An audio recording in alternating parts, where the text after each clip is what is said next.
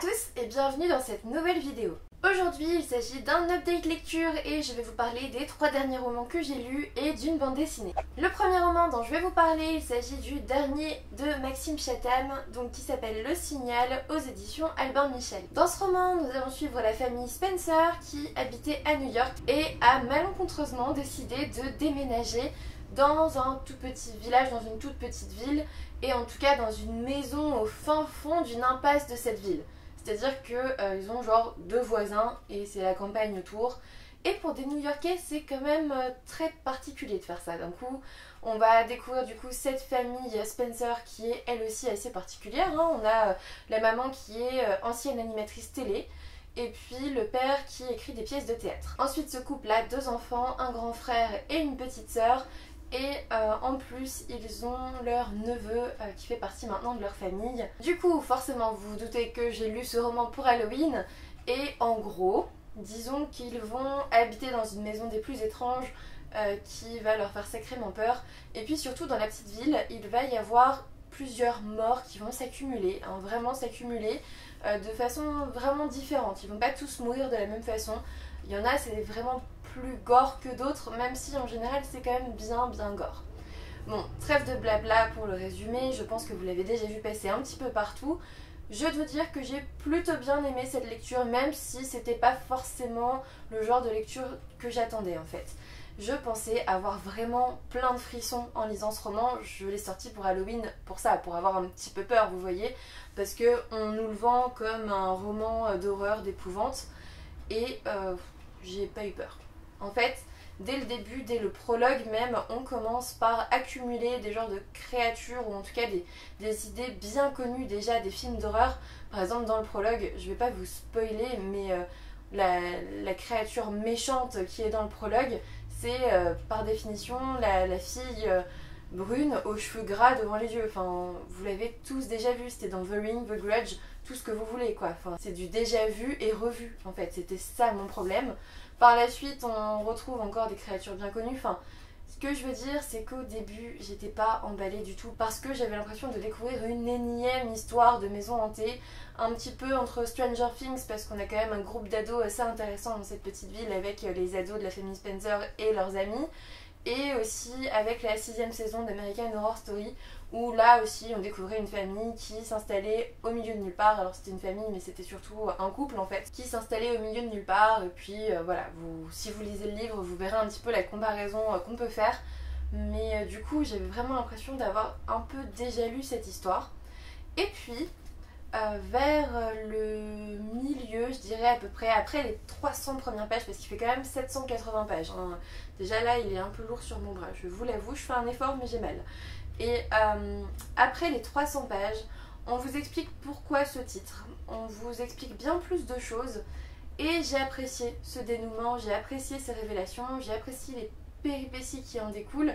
Et j'ai apprécié la fin aussi, qui n'est pas trop facile, qui n'est pas trop noire ni trop joyeuse, et du coup c'est pour ça que c'était une assez bonne lecture. Voilà, parce que sinon au début franchement j'étais un peu tentée de l'abandonner dans les premiers chapitres, je vais être totalement honnête. Après, comme je vous l'ai dit au début, je n'ai pas ressenti la peur que je recherchais, j'ai plutôt ressenti un intense sentiment de dégoût tout au long de la lecture, parce que on va être dans des scènes gore, mais vraiment très gore, très sanguinolent. Enfin, si vous ne supportez pas tout ce qui est visage arraché et autres descriptions assez sympathiques, passez votre chemin, il n'y a que ça dans les scènes d'horreur de ce roman.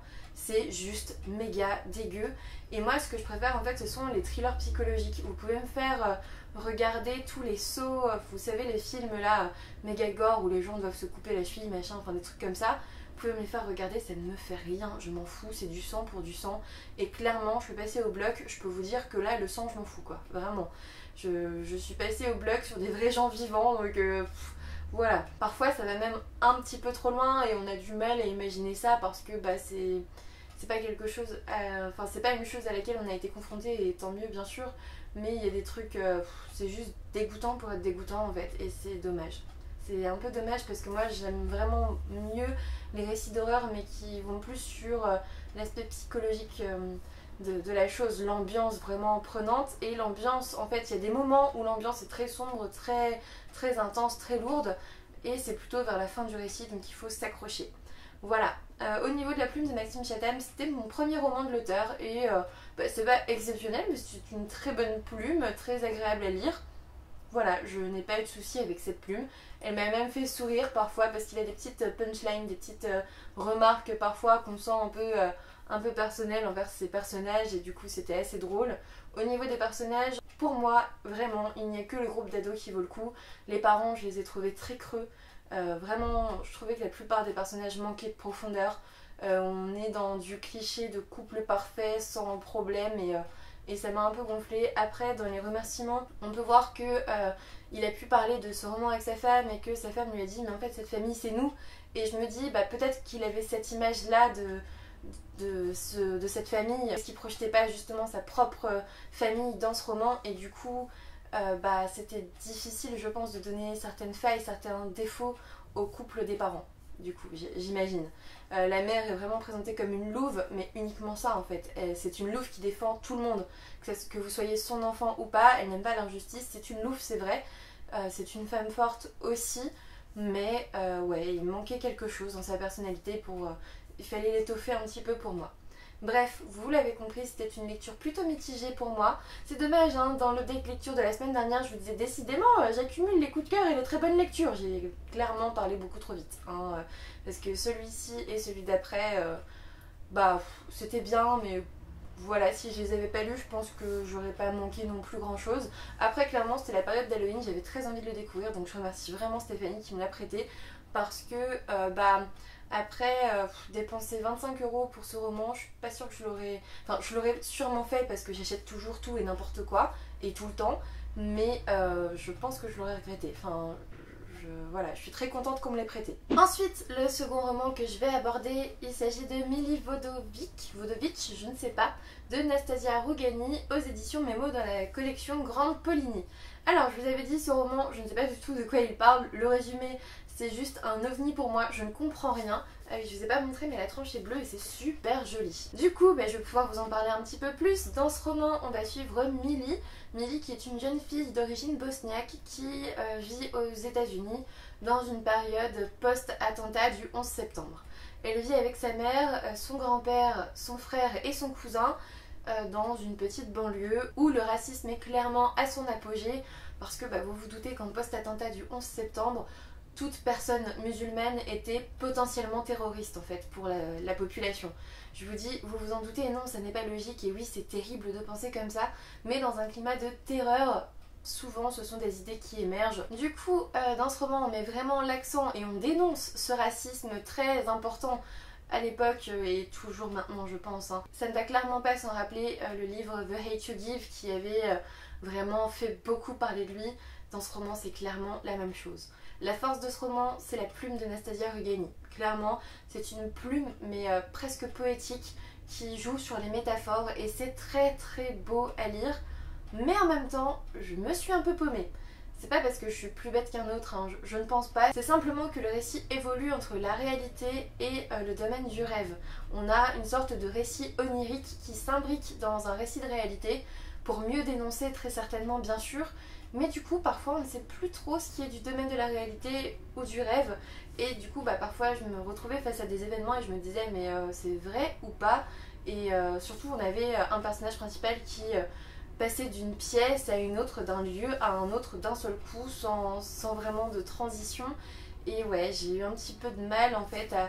Pourtant, il est tout petit ce roman, mais j'ai mis 2 jours à le lire parce que je ne m'y retrouvais pas. Après, ça n'en fait pas un mauvais roman, au contraire. J'ai vu de très très bons avis sur internet, enfin les autres avis sont plus qu'élogieux. Les gens ont trouvé cette façon de faire absolument géniale. Moi, je pense que je l'ai peut-être pas lu au bon moment parce que je l'ai lu le week-end juste avant ma reprise du travail, donc j'étais un petit peu stressée et tout ça, et pas forcément la tête à me plonger dans une lecture un peu plus compliquée que d'habitude. Du coup, oui, c'était une bonne lecture, en plus ça dénonce le racisme et j'adore ces romans qui sont faits comme ça. Bref, j'ai bien aimé ce roman, mais c'était...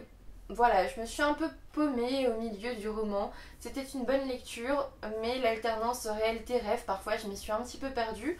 Et puis, vous savez, déjà, dans mon métier, on n'a pas toujours toutes les réponses à tout.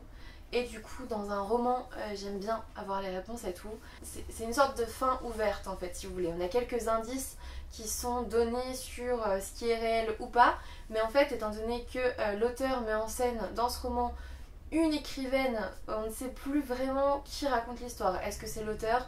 Est-ce que c'est l'écrivaine dans le roman? Voilà, là aussi on est un petit peu perdu, donc je ressors un petit peu mitigée parce que j'ai pas forcément eu toutes les réponses, mais j'ai quand même passé un bon moment avec cette lecture. Et ensuite j'ai choisi un roman que je ne pouvais qu'aimer. Voilà, je me suis dit, bon, les derniers romans c'était un petit peu compliqué, ou en tout cas t'as mis beaucoup de temps à les lire et c'était bien, mais pas non plus un coup de cœur ou une très bonne lecture. J'ai sorti Terre de brume de Cindy Van Wilder aux éditions Rajo. Et qu'est-ce que j'ai aimé ce roman. Je n'ai pas mis au rang de coup de cœur, mais c'est une très bonne lecture. En fait, dans cette histoire, on va découvrir deux personnages féminins forts. Merci. Enfin, plus de passivité chez les personnes de sexe féminin. Génial. C'est un peu comme dans les éditions Charleston. Hein. Les éditions Charleston, on n'a que des femmes fortes. Et bien là, on a aussi que des femmes fortes dans ce roman, ou presque. On va suivre Hera qui est une prêtresse de l'eau, mais aussi Intisar. Je regarde parce qu'en fait j'arrête pas de me tromper sur son prénom et c'est très compliqué. Intisar, j'avais raison. Intisar qui est une sœur de feu. Donc en fait on va découvrir un univers. Vous en avez déjà entendu parler mais je vais vous le redire parce que c'était trop bien. On va découvrir un univers qui est recouvert de brume. Imaginez là, votre maison n'existe plus, c'est la brume totale. Et en gros, les seules formes de vie qui subsistent sont dans des sanctuaires qui sont plus hauts que la brume. Et du coup, on circule de sanctuaire en sanctuaire grâce à des barques, grâce à des bateaux qui, je sais pas comment ils font pour voler sur la brume, mais voilà, ça marche et c'est comme ça. Et en gros, il va y avoir une alternance des points de vue, c'est-à-dire qu'on va d'abord suivre, je crois, Hera. Enfin, on a un prologue, on va d'abord suivre Hera, puis Intisar, revenir à Hera, et à un moment donné, elles vont se rencontrer. Et voilà, c'est vraiment très très bien fait, parce qu'on va découvrir un petit peu comment ça se fait que cette brume soit arrivée, hein, ce grand bouleversement soit arrivé. On va partir à l'aventure, on va découvrir de nouvelles choses. On va avoir bien sûr un soupçon de magie là-dedans, parce que la prêtresse de l'eau, eh bien, elle a le pouvoir de l'eau, bien sûr. La sœur de feu, je vous le donne en mille, évidemment le feu. Mais on sait très bien, vous et moi, qu'il n'y a pas que ça en général. Souvent, on a du vent, on a le pouvoir de la terre. Bon, c'est pas vraiment abordé dedans, c'est abordé par la suite.